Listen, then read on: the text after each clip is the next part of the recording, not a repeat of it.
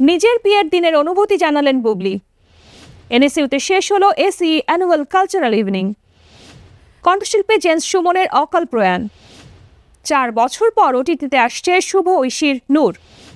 ঈদে আসছে শুভ মিমের অ্যাকশন ধামাকা। দর্শক, বিনোদন ভিত্তিক সংবাদ বুলেটিন কালের বিনোদনের আজকের আয়োজনে আপনাকে স্বাগত। দেশ বিদেশের সবিজ অঙ্গনের সর্বশেষ খবরগুলো নিয়ে আমি শার্লিন আছি আপনার সাথে। বিলাসবহুল আয়োজন আর জমকালো আমেজে রাজধানীতে শুরু হয়েছে বিয়েবাড়ি ফেস্ট, যেখানে প্রধান অতিথি হিসেবে উপস্থিত ছিলেন চিত্রনায়িকা শবনম বুবলি, যেখানে তিনি জানান নিজের বিয়ের দিনের অনুভূতির কথা। বিস্তারিত থাকছে জাকির আহমেদের রিপোর্টে।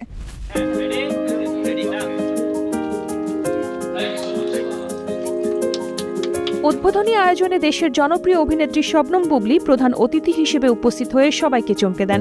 এমনকি তাকে দেখা যায় একেবারে বধূর সাজে মঞ্চে উঠতে। বিয়ের দিনের বিশেষ অনুভূতি নিয়েও কথা বলেন তিনি। খুব সিম্পল ছিল, আসলে শাড়ি পরেছিলাম এবং যেহেতু আমরা মিডিয়া পার্সন, সো কিছু সিক্রেট ব্যাপার থাকে, সো সেখানে খুব ধুমধাম করে অনুষ্ঠান হয়নি, যদিও খুব ঘরোয়াভাবে হয়েছিল, বাট খুব সিম্পল সাজে সেজেছিলাম, একদম মনের মতো, যেটা কিনা আমার নিজের পছন্দ, খুব ন্যাচারাল লুকে। আয়োজনে আসা দর্শনার্থীরাও ছিলেন ভীষণ উচ্ছ্বাসিত। অনেকে যেন সত্যিকারের কোনো বিয়ের অনুষ্ঠানে এসেছেন, এমন সাজ পোশাক আর প্রাণচঞ্চলে পুরো পরিবেশ ছিল মুখরিত। ফেস্টিভ্যালে গেস্টদের জন্য কিন্তু বেশ কিছু আমরা অফার রেখেছি, যেমন একটা নির্দিষ্ট নাম্বারের উপরে কেউ পাচ্ছেন, দেখা গেছে যে কমপ্লিমেন্টারি ক্যান্ডেল লাইট ডিনার কাপলরা পাচ্ছেন। আবার যদি কেউ 200+ হয় সেক্ষেত্রে হচ্ছে গিয়ে একটা কমপ্লিমেন্টারি ভেন্যু পাচ্ছেন, এবং যদি 400+ হয় সেক্ষেত্রে কমপ্লিমেন্টারি ভেন্যু তো পাচ্ছেনই, তার সাথে সাথে পাচ্ছেন হচ্ছে একটা প্রেসিডেন্সিয়াল সুইট পাচ্ছেন কমপ্লিমেন্টারি। সো গেস্টদের জন্য মোটামুটি এই অফারগুলো আমরা রেখেছি। সো আশা করছি সবার এই ফেস্টিভ্যাল ভালো লাগবে। রাজধানীর এই জমজমাট বিয়েবাড়ি উৎসব চলবে 29 নভেম্বর পর্যন্ত। এখানেই দেখা মিলছে স্বপ্নের বিয়ের সব রঙিন কল্পনা, বিয়ের ঐতিহ্য, আনুষ্ঠানিকতা আর সাজসজ্জা, সবকিছু এক ছাদের নিচে, যা দেখলে মনে হবে বিয়ে শুধু কোনো অনুষ্ঠান নয়, বরং এক জীবন্ত উৎসব। নর্থ সাউথ ইউনিভার্সিটির সাংস্কৃতিক সংগঠন এসএস ক্লাবের আয়োজনে গত বুধবার ও বৃহস্পতিবার অনুষ্ঠিত হল বছরের সবচেয়ে প্রত্যাশিত সাংস্কৃতিক আসর এসিই অ্যানুয়াল কালচারাল ইভিনিং। বিস্তারিত তারতিফা ফারুহের প্রতিবেদনে। মাশাআল্লাহ, কি মিষ্টি, তাই না? নাটক, সমকালীন ও ঐতিহ্যবাহী নৃত্য, সঙ্গীত, প্রতিটি পরিবেশনায় ছিল দর্শকদের সঙ্গে আলোচনায় থাকা বাস্তব জীবনকে ছুঁয়ে যাওয়া বার্তাপূর্ণ আয়োজন। শতাধিক শিক্ষার্থীর টানা প্রস্তুতি, মহড়া, stage management, costume, props, sound ও লাইটিং, সবকিছুর সম্পূর্ণ দায়িত্বই ছিল ক্লাবের সদস্যদের হাতে। অনুষ্ঠান শুরুর আগে এনএসইউ অডিটোরিয়াম পূর্ণ হয়ে যায় দর্শকে। ছাত্রছাত্রী, শিক্ষক, অ্যালামনাই ও অতিথিদের সরব উপস্থিতিতে উৎসবটি পরিণত হয় এক প্রাণবন্ত মিলন মেলায়। অসাধারণ। আসলে আমাদের স্টুডেন্টরা, আপনারা জানেন যে আমাদের নর্থ সাউথে এমনি আমাদের পড়াশোনার অনেক প্রেশার। এই যে আজকে যারা যেই কাজগুলো করেছে, আমাদের স্টুডেন্টদের দিন রাত পরিশ্রমের ফল এটা। এইটা সব সময় আমাদের স্টুডেন্টদের, আমি বলবো এটা total all credit goes to our students. তারা দিন রাত পরিশ্রম করে আজকের এই একটা সাকসেসফুল ইভিনিং করতে পেরেছে আর কি। এরভাবে ক্লাবের সভাপতি ও সাধারণ সম্পাদকও তাদের অনুভূতি ব্যক্ত করে বলেন, এনএসইউএসএস এর জন্য একটা ইভেন্ট না, এনএসইউএসএস এর জন্য একটা লিগেসি, একটা কমিটমেন্ট। আমরা এসের স্ট্যান্ডার্ড বজায় রাখার ট্রাই করছি। বিগত 25টা আমরা সাকসেসফুলি ডান করছি এবং এটা 26তম এপিসোড, এবং একটা সময় হয়তো আমরা থাকবো না, বাট থেকে যাবে। অনুভূতি আসলে খুবই মিশ্র, কারণ আমরা অনেকদিন ধরে এই প্রোগ্রামের জন্য চেষ্টা করেছি ভালোভাবে সফল করার জন্য। তো অবশেষে অডিয়েন্সের রিয়াকশন দেখে আর কি আমরা বলবো যে ইট ওয়াজ এ গ্রেট ইভেন্ট এবং উই আর সাকসেসফুল। এনএসইউএসএস এবং নর্থ সাউথ ইউনিভার্সিটির এই ইভেন্টটা ছিল এবং এটা আমরা সাকসেসফুলি করতে পেরেছি। শিক্ষার্থীদের জীবনের গল্প, প্রতিদিনের অনুভব ও সমাজের নানা বাস্তবতা, সবকিছুর মিলনে তৈরি এক জীবন্ত সাংস্কৃতিক অভিজ্ঞতা ছিল এটি। প্রতি বছর নতুন থিম, নতুন গল্প আর নতুন শিল্পভঙ্গি নিয়ে হাজির হওয়া এই আয়োজন শিক্ষার্থীদের অনুপ্রেরণা, নেতৃত্ব ও সৃজনশীলতার এক অনন্য দৃষ্টান্ত। তারতিফা ফারুহি, কালের কণ্ঠ। হৃদরোগে আক্রান্ত হয়ে শেষ নিঃশ্বাস ত্যাগ করেন কণ্ঠশিল্পী জেমস সুমন। গতকাল হঠাৎ অসুস্থ হয়ে পড়লে তাকে রাজধানীর সোহরাওয়ার্দী হাসপাতালে নেওয়া হয়। বিকেল 4টায় সেখানেই মৃত্যুবরণ করেন এই শিল্পী। জেমস সুমনের প্রথম একক অ্যালবাম আশীর্বাদ প্রকাশিত হয় 1997 সালে। এরপর একে একে প্রকাশ হয় আকাশ কেঁদেছে, অতিথি, আশাবাদী, একটা চাদর হবের মতো জনপ্রিয় সব অ্যালবাম। ছোট এই ক্যারিয়ারে কণ্ঠ দিয়েছেন প্রায় ৩০০-র মতো গানে। দীর্ঘ ১৬ বছর বিরতির পর ২০২৪ সালে আসমান জমিন শিরোনামের একটি গান প্রকাশ করেন এই শিল্পী। দীর্ঘ ৪ বছর পর মুক্তি পেতে যাচ্ছে আরিফিন শুভ ও ঐশীর নতুন সিনেমা নূর। রায়হান রাফি পরিচালিত সিনেমাটি মুক্তি পেতে যাচ্ছে একটি ওটিটি প্ল্যাটফর্মে। সিনেমায় আরিফিন শুভর লুক পোস্টার ফেসবুকে পোস্ট করে বায়োস্কোপ লিখেছে, কে কেন সে বন্দী, জানতে চোখ রাখুন। এরই মধ্যে সোশ্যাল মিডিয়ায় সিনেমার প্রচারে যুক্ত হয়েছেন শুভ ও ঐশী। সম্প্রতি ফেসবুকে একটি ছবি পোস্ট করে ক্যাপশনে শুভ লিখেছেন, তোরে এত ভালোবাসি আর বলবো কতবার। অন্যদিকে ঐশী লেখেন, যদি হারাস একটিবার মরে যাব শতবার। ২০২২ সালে নূর সিনেমাটির শুটিং শেষ করেছিলেন রায়হান রাফি। সে সময় সেন্সর বোর্ডে জমা পড়ে সিনেমাটি। প্রথম দফায় ছাড়পত্র না পেলেও দ্বিতীয় দফায় মুক্তির ছাড়পত্র পেয়েছিল সিনেমাটি। এরপর বেশ কয়েকবার সিনেমা মুক্তির খবর শোনা গেলেও শেষ পর্যন্ত সেটা আর হয়ে ওঠেনি। আবারও সিনেমায় জুটি বাঁধলেন ঢাকায় সিনেমার জনপ্রিয় তারকা আরিফিন শুভ ও বিদ্যা সিনহা মিম। সিনেমাটির পরিচালক সাইফ চন্দন। নাম চূড়ান্ত না হওয়া ছবিটির শুটিং চলছে রাজশাহী ও নাটোর এলাকায়। সম্প্রতি সামাজিক যোগাযোগ মাধ্যমে প্রকাশ পাওয়া এক ছবিতে শুভকে দেখা যায় অ্যাকশন লুকে, লম্বা চুল, রক্তমাখা শরীর আর হাতে কুড়াল। এই সিনেমার মাধ্যমে তৃতীয়বারের মতো একসঙ্গে বড় পর্দায় অভিনয় করছেন আরিফিন শুভ ও বিদ্যা সিনহা মিম। সবকিছু ঠিক থাকলে আগামী ঈদুল ফিতরে ছবিটি মুক্তি পাওয়ার কথা আছে বলে জানান পরিচালক। এর আগে এই জুটিকে দেখা গিয়েছিল মোহাম্মদ মোস্তফা কামাল রাজের তার কাটা এবং গোলাম সোহরাব দোদুলের শাপলুডু সিনেমায়। এবার ভিন্নধর্মী শিশুতোষ এক গানের অ্যালবাম প্রকাশ করলেন গানশালা। এক নির্ঝরের গান উদ্যোগে নির্মিত অ্যালবামটির নাম হাউ মাউ খাও। অ্যালবামটিতে থাকছে মোট ৫টি নতুন গান।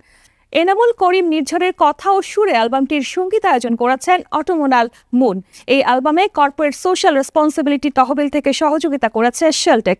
অ্যালবামে গান গেয়েছেন মিনময়ী মেঘা, অরণি ক্যাথলিন, সামা ফাতিহা, প্রফুল্ল অংশুমন এবং তানভীর আলম। শিশু কিশোরদের অনুভূতির বৈচিত্র্য, কল্পনা, অভিযোগ অনুযোগ, শিশুদের চোখে প্রকৃতি, বড়দের প্রতি তাদের প্রত্যাশা এবং একই সঙ্গে বড়রা শিশুদের কিভাবে দেখে, এই বিষয়গুলো উঠে এসেছে গানগুলোর মধ্য দিয়ে। দর্শক, এই মুহূর্তে নিয়ে নিচ্ছি ছোট্ট একটি বিরতি। ফিরে এসে জানবো ভাইরাল রণবীর ভিকির নতুন লুক। ভারত থেকে পারিশ্রমিক কত নিলেন জেনিফার। নতুন সিনেমা নিয়ে আইনি জটিলতায় রণবীর সিং।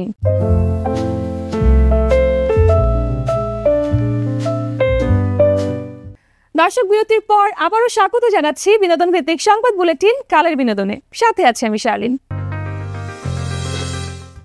বলিউড সিনেমা মানেই যেন সঞ্জয় লীলা বানসালির বাজিমাত। তার নতুন সিনেমা লাভ অ্যান্ড ওয়ার নিয়ে ইতোমধ্যেই উত্তাল নেট দুনিয়া। এবার সেই উত্তেজনাকে যেন কয়েক গুণ বাড়িয়ে দিল সেট থেকে ভাইরাল হওয়া নতুন কিছু ছবি। কি রয়েছে সেই ছবিতে, বিস্তারিত জানবো মিষ্টি খাতুনের ডেস্ক রিপোর্টে। সঞ্জয় লীলা বানসালির ক্যামেরার পেছনের ম্যাজিক নতুন কিছু নয়, তবে এবার তার সিনেমা লাভ অ্যান্ড ওয়ার নিয়ে প্রত্যাশা যেন শুরু থেকেই আকাশ ছোঁয়া। শুটিং সেট থেকে ভাইরাল হয়েছে কিছু ছবি, আর তাতেই উত্তাল সোশ্যাল মিডিয়া। ভাইরাল সেই ছবিতে বিমান বাহিনীর পোশাকে দেখা যায় রণবীর কাপুর ও ভিকি কৌশলকে। দুজনের পরিপাটি গোফ, অ্যাভিয়েটর সানগ্লাস আর তীক্ষ্ণ ভঙ্গি সব মিলিয়ে তারা যেন বাস্তব এয়ারফোর্স অফিসার। আরেকটি ছবিতে একাই দাঁড়িয়ে থাকতে দেখা যায় রণবীরকে। সোশ্যাল মিডিয়ায় ছবিগুলো ছড়িয়ে পড়ার পর কেউ লিখেছেন, কে বলবে দুইজন আলাদা অভিনেতা, যেন কপি পেস্ট। কেউ আবার লিখেছেন টুইন ব্রাদার্স ভাইব। গল্পের মূল চরিত্রে রয়েছেন দুজন শক্তিশালী অফিসার, আর সেখানেই ধরা দেবেন ভিকি রণবীর, যাদের জীবনে থাকবে এক জটিল প্রেমের ঝড়। সেই প্রেমের কেন্দ্রেই রয়েছেন Alia Bhatt. Love and war আসলে এক প্রেমের ত্রিভুজ, যেখানে কর্তব্য, দেশপ্রেম আর ব্যক্তিগত আকাঙ্ক্ষার সংঘর্ষ তৈরি করে নির্মম এক মানসিক যুদ্ধ। যুদ্ধের পটভূমিতে তৈরি হলেও সিনেমায় অনুভূতির গভীরতা বানসালির আগের কাজগুলোর চেয়েও তীব্র। এই প্রথম রণবীর, আলিয়া, ভিকি তিনজনকে এক ফ্রেমে দেখা যাবে বানসালির সিনেমায়। সবকিছু ঠিক থাকলে আগামী বছরেই মুক্তি পাবে বহুল প্রতীক্ষিত লাভ অ্যান্ড ওয়ার। বলিউডি আড়ম্বর আর হলিউডি ঝলক। দক্ষিণ রাজস্থানের উদয়পুর যেন এক রাতের জন্য হয়ে ওঠে বিশ্ব বিনোদনের মঞ্চ, যার কেন্দ্রে ছিলেন মার্কিন ডিভা জেনিফার লোপেজ। তার গানে বদলে যায় পরিবেশ, তবে কেবল বিনোদন দিতে মঞ্চে ওঠেননি এই পপ তারকা, নিয়েছেন মোটা অঙ্কের পারিশ্রমিক। বিস্তারিত জানবো মিষ্টি খাতুনের আরও একটি ডেস্ক রিপোর্টে। শিল্পপতি রাজু মন্টেনার মেয়ে নেত্রা মন্টেনার বিয়ের আসর মাতিয়েছেন বিশ্বের নাম করা ডিজে থেকে শুরু করে বলিউডের জনপ্রিয় সব তারকা। তবে সবার মাঝে সবচেয়ে বেশি আলোচনায় মার্কিন পপ সেন্সেশন জেনিফার লোপেজ। বিয়েতে তার গানই ছিল মূল আকর্ষণ। 56 বছর বয়সেও তার এনার্জি যেন আগের মতোই তরুণ। Waiting for tonight, get right, একটার পর একটা হিট গান পরিবেশন করে যেন আগুন লাগিয়ে দেন মঞ্চে। সোশ্যাল মিডিয়ায় এখনো ভাসছে সেসব ভিডিও। কিন্তু গ্ল্যামারের পেছনে যে পরিশ্রম লুকিয়ে আছে তার অঙ্কই এখন আলোচনার তুঙ্গে। আন্তর্জাতিক গণমাধ্যমের তথ্য মতে এই এক পারফরমেন্সের জন্য জেনিফার পেয়েছেন $2 মিলিয়ন মার্কিন, বাংলাদেশি মুদ্রায় যার পরিমাণ প্রায় 18 কোটি টাকা, যা শুনে নেটিজেনদের চোখ কপালে। জেনিফার লোপেজের পাশাপাশি সেই অনুষ্ঠানে আরও ছিলেন বিশ্বের নামকরা ডিজে টিয়েস্টো ও ব্ল্যাক কফি। আর বলিউড থেকে রণবীর সিং, শাহিদ কাপুর, কৃতি সানন সহ মঞ্চ মাতিয়েছেন জনপ্রিয় সব তারকা। উদয়পুরের সেই হৃদয় ছোঁয়া মুহূর্তগুলো এখন ভাইরাল সোশ্যাল মিডিয়ায়। শুধু বিবাহ অনুষ্ঠান নয়, ছিল যেন এক বিশ্বমাপের এন্টারটেনমেন্ট শো, যার রাজত্বে ছিলেন জেনিফার। তার গান, গ্ল্যামার, সেই সাথে স্মরণীয় 18 কোটি টাকার চমক। মুক্তির ঠিক আগে হঠাৎ ব্রেক কষে থেমে গেছে রণবীর সিং এর ধুরন্ধর। যেন হলঘরের দরজার পৌঁছে দাঁড়িয়ে কেউ ফিসফিস করে বলল, থামো, আগে কোর্টের অনুমতি লাগবে। 5 ডিসেম্বর মুক্তি পাওয়ার কথা ছিল আদিত্য ধার পরিচালিত স্পাই অ্যাকশন থ্রিলার ধুরন্ধর, কিন্তু হাই অকটেন ট্রেলার প্রকাশের পর শুরু হয় বিতর্ক। আর এখন তা গিয়ে ঠেকেছে দিল্লি হাইকোর্টে। শহীদ মেজর মোহিত শর্মার মা বাবা অভিযোগ করেছেন, পরিবারের অনুমতি ছাড়াই মেজরের জীবন আর গোপন অভিযানের উপাদান সিনেমায় ব্যবহার করা হয়েছে। তাদের মতে বীরের গল্প বাণিজ্যের উপকরণ হতে পারে না। পরিচালক বলছেন, চরিত্রের সঙ্গে মেজরের কোনো মিল নেই। এখন রিল নয়, আদালতের রায় ঠিক করবে ধুরন্ধর দর্শকের কাছে পৌঁছবে কিনা। দর্শক, সময় হলো আরও একটা ছোট্ট বিরতির। ফিরে এসে জানবো, শীতে হাঁপানি রোগীরা ভালো থাকবেন যেভাবে। ফ্রিজে রাখা ভাত গরম করে খেলে স্বাস্থ্যের জন্য হতে পারে ক্ষতি।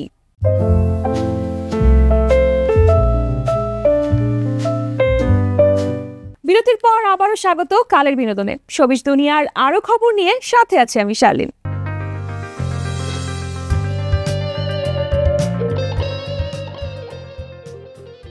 শীত এলেই অনেকের পুরনো হাঁপানির সমস্যা যেন নতুন করে জেগে ওঠে। একটু ঠান্ডা বাতাস, সামান্য ধুলাবালু কিংবা ফুলের বাগানে হাঁটার সময় ভেসে আসা পরাগ হঠাৎই শ্বাসকষ্টের ঝামেলা শুরু হতে পারে। অ্যাজমা পুরোপুরি সেরে যায় না, তবে ঠিকমতো যত্ন নিলে বেশ ভালোভাবেই নিয়ন্ত্রণে রাখা যায়। হাঁপানি বাড়ার সাধারণ কারণগুলোর মধ্যে রয়েছে পশমযুক্ত প্রাণী, ধূমপান বা ধোঁয়া, ঝাড়ু দেওয়ার ধুলোবালি, ঝাঁঝালো গন্ধ, ঠান্ডা শুষ্ক বাতাস, দৌড়ানো বা ভারী কাজ, সর্দি কাশি এবং অনেক সময় ফুলের পরাগরেণু। ব্যায়াম করার সময়ও হঠাৎ শ্বাসকষ্ট দেখা দিতে পারে। এই অবস্থায় কিছু ছোট নিয়ম মানলেই স্বস্তি পাওয়া যায়। ব্যায়াম শুরু করার আগে বয়স ও ফিটনেস অনুযায়ী কিছুটা হালকা ব্যায়ামে শরীর গরম করে নিন। ঠান্ডা শুষ্ক ও দূষিত বাতাস এড়িয়ে আর্দ্র ও স্বস্তিদায়ক পরিবেশে ব্যায়াম করুন। কখনো মুখ দিয়ে নিঃশ্বাস নেবেন না। ঠান্ডা বাতাসে বের হলে নাক মুখ স্কার্ফ বা মাস্ক দিয়ে ঢেকে নিন। ব্যায়াম বা ফুলের বাগানে যাওয়ার আগে প্রয়োজন হলে মন্টিলুকাস জাতীয় ওষুধ খেতে পারেন। ঘরের ভেতরের পরিবেশও খুবই গুরুত্বপূর্ণ। কম্বল ও কার্পেট ব্যবহার না করাই ভালো, কারণ এগুলোতে বেশি ধুলো জমে। বালিশ, লেপ ও ম্যাট্রেক্সে ধুলো প্রতিরোধী কাভার ব্যবহার করুন। চাদর, কম্বল নিয়মিত গরম পানিতে ধুয়ে রোদে শুকান। খড় দিয়ে তৈরি কোনো বালিশ বা ম্যাট্রেক্স ব্যবহার করবেন না। রান্নার সময় ধোঁয়া যেন ঘরে না জমে, সেজন্য জানালা খোলা রাখুন। বাড়ির আশেপাশে গাড়ি বা ফ্যাক্টরির ধোঁয়া বা পরাগ থাকলে জানালা বন্ধ রাখুন। যখন হাঁপানি রোগী ঘরের বাইরে থাকেন তখন ঝাড়ু দেয়া, দেয়ালে রং করা বা পোকামাকড়ের স্প্রে ব্যবহার করে নিন। তা সম্ভব না হলে রোগীকে আলাদা ঘরে রাখুন এবং অবশ্যই মাস্ক বা স্কার্ফ ব্যবহার করতে বলুন। ছোট কিছু সতর্কতা হাঁপানি নিয়ন্ত্রণে রাখতে দারুণভাবে সাহায্য করে। শুধু নিয়মগুলো মেনে চললেই শ্বাস নেওয়াটা হয়ে উঠতে পারে আরো হালকা, আরো স্বাভাবিক। শালীন সুমি, কালের কণ্ঠ। দৈনন্দিন জীবনে সময় বাঁচাতে আমরা অনেকেই একসঙ্গে বেশ খানিকটা ভাত রান্না করে ফ্রিজে তুলে রাখি, ভাবি পরে বের করে গরম করলেই সব সমস্যা মিটে যাবে। কিন্তু পুষ্টিবিদরা বলছেন এই অভ্যেস মোটেও নিরাপদ নয়, কারণ বারবার গরম করা ভাতের মধ্যে সহজেই জন্ম নিতে পারে এক ধরনের ব্যাকটেরিয়া, যা ধ্বংস করা খুবই কঠিন। এই ব্যাকটেরিয়ার টক্সিন থেকেই হয় কুখ্যাত ফ্রাইড রাইস সিন্ড্রোম, যার লক্ষণ কয়েক ঘন্টার মধ্যেই বমি, পাতলা পায়খানা, পেট ব্যথা ও ডিহাইড্রেশনের মাধ্যমে হানা দেয়। কখনো কখনো অবস্থা এতটাই খারাপ হয় যে হাসপাতালে ভর্তি হওয়ার প্রয়োজন পর্যন্ত পড়ে। ভাত রান্নার পরে যদি দীর্ঘ সময় ধরে স্বাভাবিক তাপমাত্রায় ফেলে রাখা হয় তাহলে এই ব্যাকটেরিয়া দ্রুত বাড়তে থাকে। ফ্রিজে রাখলেও যদি ঠিকভাবে সংরক্ষণ না করা হয় বা পরে গরম করার সময় ভাত পুরোপুরি গরম না করা হয় তাহলে ঝুঁকি থেকে যায়। তাই ভাত রান্নার পর যত দ্রুত সম্ভব ঠান্ডা করে বায়ুরোধী পাত্রে রাখা উচিত এবং গরম করার সময় নিশ্চিত করতে হবে ভাত সম্পূর্ণভাবে গরম হয়েছে কিনা। আর যদি ভাত নিয়ে সামান্য সন্দেহও থাকে তবে খেয়ে ঝুঁকি নেওয়ার চেয়ে ফেলে দেয়াই বুদ্ধিমানের কাজ। পুষ্টিবিদদের মতে সময় বা গ্যাস বাঁচানোর জন্য এমন অভ্যাস স্বাস্থ্যকে বড় ধরনের ঝুঁকির মুখে ফেলতে পারে। তাই দিনের খাবার দিনের মধ্যেই রান্না করে খাওয়ার চেষ্টা করাই সব দিক থেকে সবচেয়ে নিরাপদ ও স্বাস্থ্যকর সিদ্ধান্ত। দর্শক, এই ছিল বিনোদন ভিত্তিক সংবাদ বুলেটিন কালের বিনোদনের আজকের আয়োজন। বিনোদন ও লাইফস্টাইলের সব খবর জানতে ভিজিট করুন আমাদের ফেসবুক পেজ ও ইউটিউব চ্যানেল। কাল ঠিক একই সময়ে আবারও দেখা হবে। ততক্ষণ পর্যন্ত ভালো থাকুন, কালের কণ্ঠের সাথেই থাকুন।